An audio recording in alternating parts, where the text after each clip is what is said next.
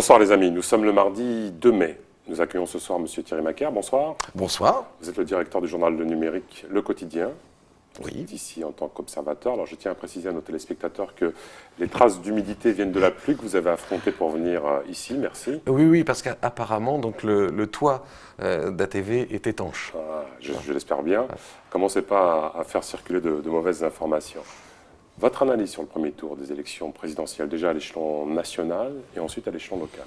On va le prendre effectivement sur deux aspects. Alors on va très rapidement sur l'échelon local, il n'y a pas eu de campagne. Donc c'est très difficile d'avoir une analyse qui soit une analyse très poussée. Au niveau des résultats? Au niveau des résultats. Vous êtes surpris? Pas forcément. Non, quand vous avez une campagne qui démarre le vendredi soir à 21h pour se terminer le lendemain matin à 8h, c'est quand même très, très limité. Donc ce qu'on peut constater, c'est qu'effectivement, il y a eu une participation très faible, de l'ordre de 34%. Derrière, il y a eu des bulletins blancs et bulletins nuls à hauteur de 16%. Donc ça aussi, c'est très important. Et puis un vote qui est un vote globalement protestataire, alors qui amplifie encore ce qui se fait au niveau national.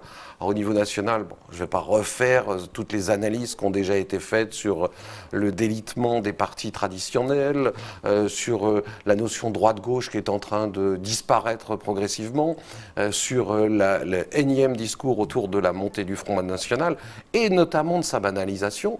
Mais bon, aujourd'hui, force est de constater que nous avons deux camps qui s'affrontent, un clan du repli sur soi et un clan de l'hypermondialisation et donc peut-être de l'ubérisation de la société. Même si les scores réalisés ici par le Front National et par son leader, Marine Le Pen, sont à relativiser, comme vous l'avez dit, du fait du fort taux d'abstention, est-ce qu'une partie, on l'a vu un petit peu au niveau de la mobilisation, une partie de la population guyanaise serait devenue intolérante, je ne dis pas raciste, intolérante vis-à-vis des immigrés, des clandestins?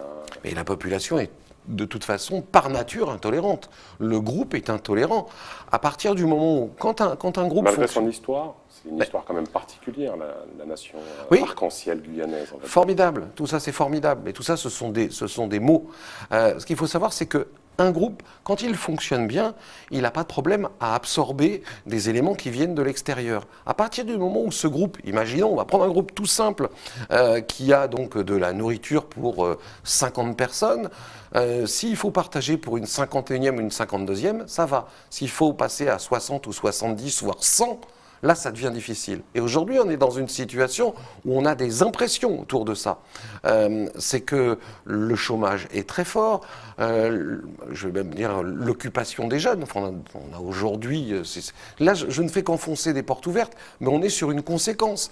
Et cette conséquence d'avoir ce sentiment, et en plus qui se traduit dans les faits, d'insécurité, ce sentiment de ne pas voir l'avenir, ou en tout cas de ne pas savoir de quoi l'avenir sera fait, provoque des inquiétudes. Et qu'est-ce qu'on fait dans ces cas-là? On se replie sur soi et on se dit, c'était peut-être mieux avant. Et le mieux avant, quel est le candidat ou la candidate qui nous propose un retour à ce qu'il y avait avant? C'est le retour aux francs, c'est le retour aux frontières, c'est on ferme nos frontières, et puis on se dit, oui, c'est formidable, il n'y aura plus d'étrangers, on sera entre nous, quoi. Avant d'aller plus loin dans cette analyse, est-ce que vous pensez aussi que ce résultat est quelque part le témoignage de l'échec des politiques locaux? Le score de Marine Le Pen. Le score de Marine Le Pen, oui, mais c'est le témoignage. Les élus ne se sont pas préoccupés des problématiques sur lesquelles elles-mêmes surfent? Ce qu'il y a, c'est que c'est la conséquence, moi je vais le dire d'un point de vue plus général, c'est que globalement, effectivement, nous avons un échec, mais l'échec, il est de ne pas avoir su prendre la mesure, mais là, sont pas toujours les élus locaux, mais c'est beaucoup l'État français. Je le dis à longueur de chronique, à longueur d'article, nous payons aujourd'hui les erreurs qui ont été commises par nos parents et nos grands-parents. C'est pas compliqué, c'est le cas en France, c'est le cas en Guyane aussi. C'est qu'à un moment, aujourd'hui, quand on dit le rattrapage, ne serait-ce que pour rattraper l'argent qu'il va falloir mettre pour ça. Pourquoi c'est des erreurs? Expliquez-nous.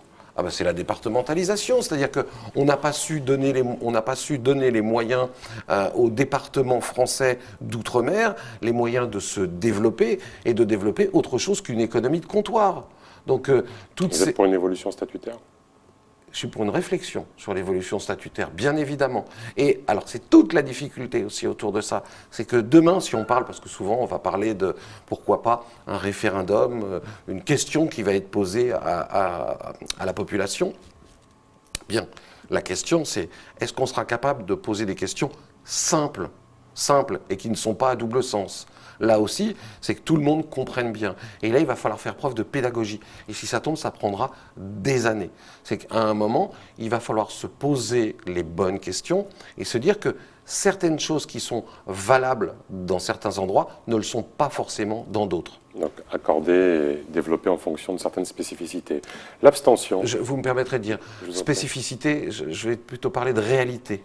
Il faut avoir conscience de ces réalités. L'abstention. Comment vous l'expliquez? L'abstention en Guyane? Oui. Alors, nous en reparlerons. 60%. Alors, il faut savoir, c'est que l'abstention, elle était à plus de 50% déjà en 2012, et elle était à 40% en 2007. Donc l'abstention est très importante. Bon, ça, déjà, c'est traditionnellement, c'est une élection qui ne nous correspond pas. C'est pas lié au mouvement social, si, etc. Bien sûr. Ça l'amplifie. Mais Disons qu'il y avait un fond constant d'abstentionniste. Permettez-moi de dire... Je vous le permets. Merci. N'en abusez pas. Nous le verrons après le deuxième tour et après les législatives. Là, on pourra l'analyser. Mais là, aujourd'hui, la plupart des gens, enfin, les gens n'avaient pas leur carte d'électeur. Donc, c'était en allant dans les bureaux de vote qu'on allait récupérer sa carte d'électeur. Donc, il y a forcément plein de gens qui n'y sont pas allés, qui ne l'avaient pas. Le samedi matin, c'était on sort du conflit, donc on retourne faire ses courses et on va plutôt dans les supermarchés que dans les bureaux de vote. Enfin, peu importe. Moi, je retiens plus, ce sont les bulletins blancs et les bulletins nuls, qui sont à plus de 15%. Ça, c'est quelque chose de significatif. C'est un vrai vote protestataire. C'est une vraie expression. L'abstention, je mettrais plus sur des pincettes. Enfin, je le prendrai avec des pincettes. Voilà, qu'est-ce que vous pourriez dire pour encourager un abstentionniste à se déplacer? Vous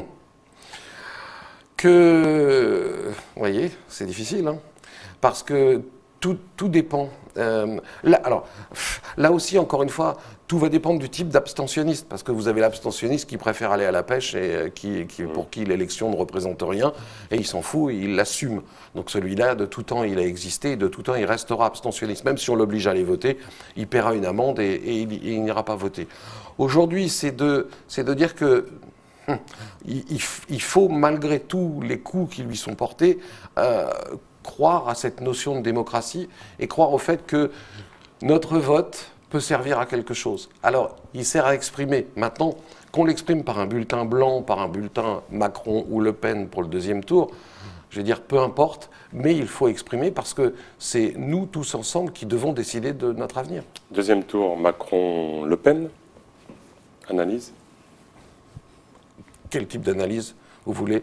L'analyse, c'est la faillite des partis classiques. C'est l'arrivée d'un John Kennedy, notre John Kennedy français. Enfin, c'est un peu l'image qu'il veut donner. Il est jeune, il est dynamique, il vous regarde dans les yeux. Il est beau, il sent le sable chaud. Ouais, je pense qu'il sent le sable chaud. On n'est pas trop loin. Il sent plutôt non, mais il sent bon le CAC 40, quoi. Le lendemain du premier tour, la bourse de Paris a pris 5%. C'était pas arrivé depuis je ne sais plus combien de séances. Donc forcément, on a deux mondes qui s'affrontent. Maintenant, ce que j'attends surtout, ce sont les législatives. Parce que ce soit Marine Le Pen d'un côté ou Emmanuel Macron de l'autre, c'est toute la difficulté qu'ils auront pour avoir une majorité au Parlement, qui soit une majorité à l'Assemblée nationale, qui soit une majorité cohérente. Ça va être là toute la difficulté. Vous pensez qu'ici, les candidats aux législatives pourront enclencher une dynamique autour de ces élections et expliquer véritablement les vrais enjeux? Vous pensez qu'ils seront aussi balayés par cette vague protestataire qu'on a? Pas forcément, non. Je pense que tout va dépendre des candidats que nous allons avoir. Ce sera le mot de la fin, le choix des candidats. Merci Monsieur Macaire d'avoir participé à cette émission. Merci. Les programmes continuent sur ATV Guyane, Chambered, et selon moi, allez voter. Merci.